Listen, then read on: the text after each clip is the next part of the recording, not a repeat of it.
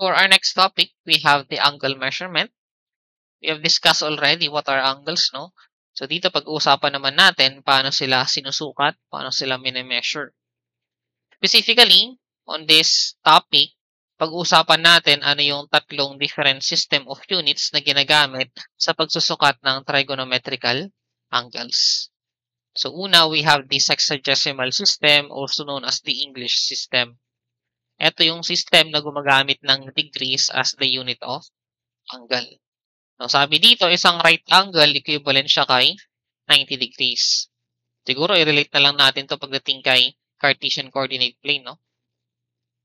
So, sa ating Cartesian coordinate plane, let's say, ito yung ating x and y axis. This is the x-axis, y-axis. Nililabel natin yung ating Cartesian coordinate plane. Ito, si first quadrant. Ito si second quadrant. Ito si third quadrant. And ito naman si fourth quadrant. Now, ang isang right angle, ang tinutukoy nun basically ay isang quadrant. So, sa isang quadrant, pagdating kay sexagesimal system, is composed of 90 degrees. So, ito yung, for example, dito kay first quadrant. So, yan ay 90 degrees. Si second quadrant, another 90. Si third quadrant, another 90. Si fourth quadrant, another 90. So, in total, meron siyang 360 degrees. Kung gusto nating i-represent into a smaller unit si degrees, so meron tayong minutes and seconds. So, yan yung conversion nila. Isang degree, 60 minutes. 1 minute is 60 seconds. Another system is the centesimal system or the French system. Dito naman, ang isang right angle is composed of 100 grades. So, yung pinaka-symbol natin, no, pagdating kay degree, so parang circle lang yung superscript natin. Dito kay grades or gradients or gons, G yung ginagamit nating superscript. Now, sa isang grade, equivalent siya kay 100 minutes and sa isang minute, equivalent siya kay 100 seconds. So, pagdating dito kay Cartesian coordinate plane natin, ang isang quadrant is composed of 100 grades naman. Next, we have the circular system. Ito naman yung unit of system na gumagamit ng pi radians doon sa unit niya. So, sa isang right angle or sa isang quadrant, this is equal to pi over 2 radians. Ang pi over 2 radians, ito yung 90 degrees. Ang isang radian, 180. Ang dalawang pi radians ay 360 degrees. So, ito yung tatlong system na ginagamit commonly kay angles. So, para mas maintindihan natin ano yung relationship ng tatlong system, so, meron tayo na itong pinaka-conversion natin from one system to another. So, tandaan natin na sa isang revolution, pag sinabi natin isang revolution, so isang ikot, that's a full angle. Ang isang full angle, equivalent siya kay 360 degrees. Pagdating kay sexagesimal system, equivalent naman siya kay 2 pi radians kapag circular system. And then 400 gradians or 400 grons under kay centesimal. So, itong isa, siningit lang natin, no? Pero sa isang revolution, equivalent naman ito kay 6,400 Newton-meters. So, take note, equal lahat yan, no? Ibig sabihin, sa isang full angle,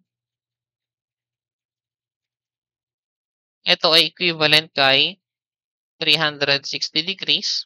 So, equivalent lang din ito kay 2 pi radians. Equivalent lang din ito kay 400 gradians. Equivalent lang ito kay 6,400 mils or Newton-meters. So, equal lang lahat yan, no? So, ito na rin mismo yung gagamitin natin for conversion from one system to another system. Next, the standard sign convention for angles in mathematics and physics is that counterclockwise rotations are positive, while clockwise rotations are negative. So, this rule most commonly applied when measuring angles from the positive x-axis in the Cartesian coordinate system where the vertex of the angle is at the origin. So, nabanggit ulit dito si Cartesian coordinate, no? So, ang ginagawa daw, pag nagsusukat tayo ng angle, so drawing lang ulit ako ng x and y axis natin. So, ito si x-axis, ito si y-axis. Pag nagsusukat daw tayo ng angle kay Cartesian coordinate plane, so yung ating initial side ng angle, so di ba dalawa yung